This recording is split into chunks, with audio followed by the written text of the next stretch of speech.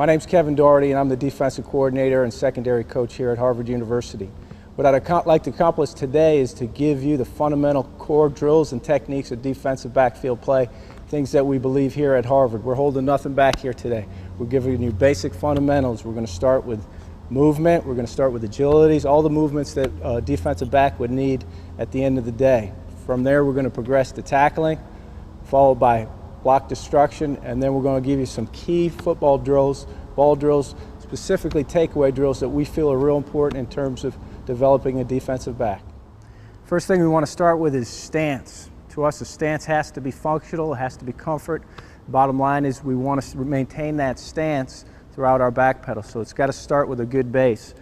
We're going to ask our guys to go with a narrow base because our first movement is going to be backwards. So just like running forwards with a narrow base, we want to be able to work backwards with a narrow base. So roughly you see about a 6-inch split between the 2 feet. In terms of the stagger, we're going to go toe to instep, all right, as a general stagger, again, in a back pedal. When we're moving backwards, this is how we're going to start. We want our knees bent, and we want the butt down. And basically what we're looking for is to get that front chin over the front toe, all right, as a basic coaching point right there.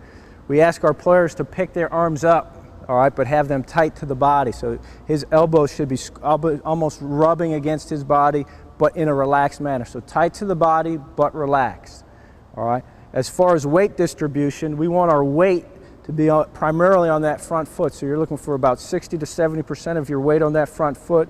And ideally, the rest of the distribution of the weight is on the inside balls of the feet. So that's the beginning of our stance. Head up, probably want to pick ourselves up a little bit, Dan.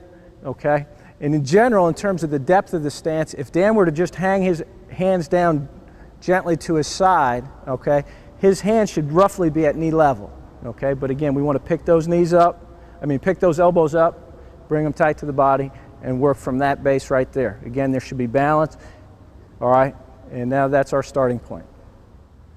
Here's the view from the side. Again, narrow base, slight stagger, toe to instep, knees bent, butt down, slight straight or slight arch in the back, all right, hands gently down at the knees, but then again we pick them up so they're ready to be used right from the get-go. Head and eyes are up, chin over the toe.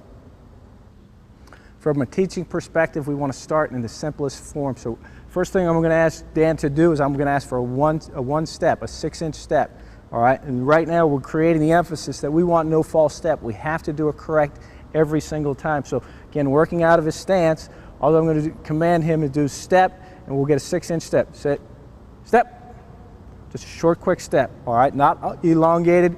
Again, step. Again, all we're doing is pushing off that front foot, a quick 6-inch step. From the side, Dan. Step. Again, short, quick step. One more time. Step. Okay, again, we're just pushing off that front foot. Okay, facing this way. Step. Short step, again. Step. All right, the key things in this situation with the back pedal in the start, if you're having problems with players with a false step, the emphasis that you really have got to do is put more weight on that front foot.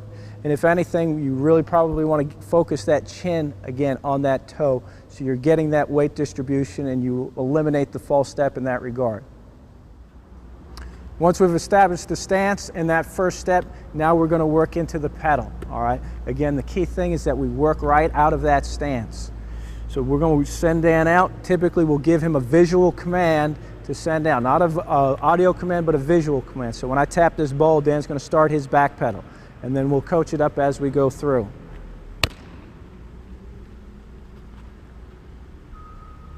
Okay, you'll notice a couple of things right there, all right? Dan's coming out, his first initial step is short and quick, but his first 3 steps of the back pedal are deliberate and slow, all right? So we really want to come out slow. The reason why we do that is we're doing it for the 3-step pass, all right? We want to be prepared to break on the 3-step pass, and we want to be under control within those first 3 steps. As we get past the 3-step, all right, now we're going to elongate our stance. We're going to take bigger strides and quicker strides as we work downfield.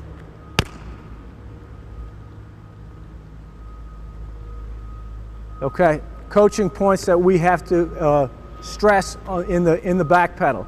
First of all, we want to maintain that narrow base, all right? We want to maintain that tight relationship of the elbows tight to the body. All right, I'm not going to overcoach the arms, but what I do demand is that our elbows are always tight to the body, and if there's a rotation of the arms, the rotation takes place at the shoulders. So the rotation takes place at the shoulders, not at the elbows, not at the hands, it's at the shoulders. But if you notice, again, we'll send Dan back out again, how everything is compact. Everything is compact in that. And what we talk about all the time in this pedal is keep everything within the framework of your body, all right? Everything is tight to your body. Your feet are tight, your arms are tight, your chin maintains a relationship over the toes. From the side angle, what we want to see right here is we do not want to see a lot of space in between his feet. So as we work and reach for grass, as we work backwards, you will not see his feet come very high off the ground. He wants to basically scrape his feet off the ground. So here we go. Short, quick steps, not a lot of air in between that, all right? And then you notice every time we do a drill, there'll always be a finish to that drill. Dan chopped his feet down. Typically, I will give a visual command in terms of that, but again, he's chopping his feet down, so we always have a finish to the drill. The next technique we want to work on is what we call the weave, all right? The weave has been designed to allow our defensive back to maintain a horizontal relationship on the receiver. So we always have a vertical relationship. This is our horizontal relationship. It could be either inside or outside, but with the receiver generally trained to take away our leverage, we're going to teach to maintain that leverage. So we're going to start with a weave. Starts very simple. We're going to start in the back pedal, all right? And then I'm going to move Dan to a side, all right?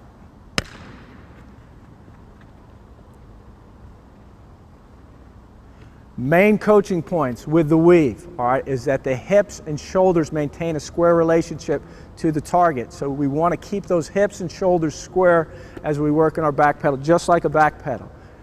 Work it one more time, Dan. What you'll see, his feet, basically his foot is pushing off in a direction, but we're still reaching back. All right, so we're working in a direction, but we are reaching and pushing off that far foot.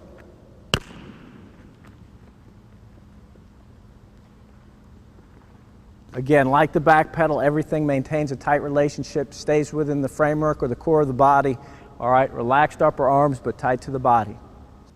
Probably the most important transition we have to teach defensive backs as they work out of their pedal is to open downfield, all right, to cover the deep ball. So we're going to drill this open technique every day, and that's exactly what we call it, opening. All right, Dan is going to start in the back pedal. We're going to give him a visual command to open up and turn and run straight down the line. And then we're going to throttle him down. Again, always having a finish to the drill. Now, bringing Dan back. The thing that I'm going to teach these guys right from the get-go, day one, all right, is you always want to point a foot in the direction that you're heading. All right, and that's not an easy thing to do right now because Dan has one foot pointed straight at the camera. Dan, let's try to get a foot pointed directly where you want to go. Okay, that's a pretty hard movement to make right there. As a 42-year-old guy, I have trouble. I can only get 3/4 of the way there.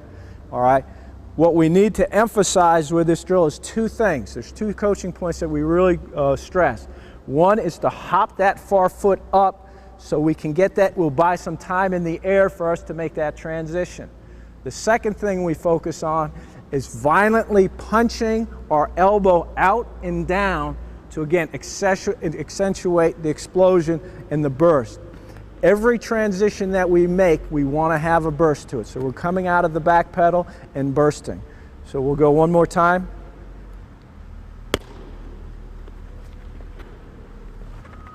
Again, we throttle him down. Again, you'll see on the video that Dan's foot hopped up. All right, and he was able to make that transition in one step, and that's the key, transitioning in one step. This is it from the side view. Again, you'll see Dan hop that foot up and explode.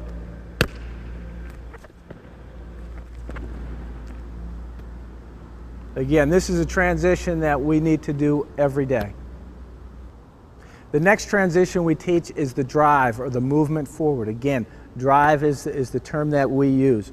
So we're going to get Dan in a back pedal, and give him a visual command to move forward.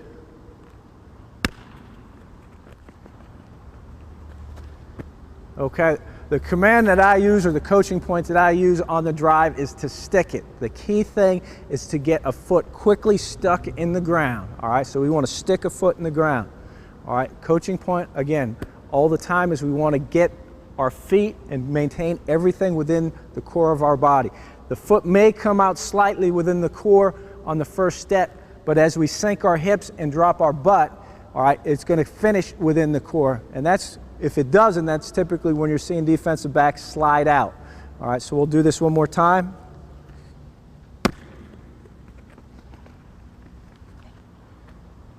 The other thing you'd notice, all right, when Dan made his transition forward, again, he got the foot stuck in the ground, he's rolling off that front foot.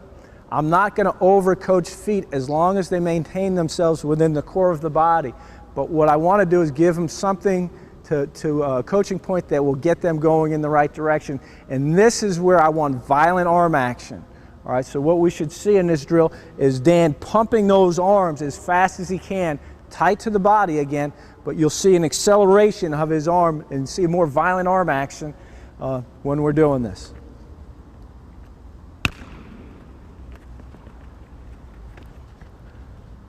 The view from the side should look like this.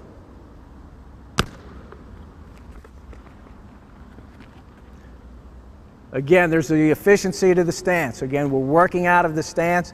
His knees are bent, his butt's down on the transition.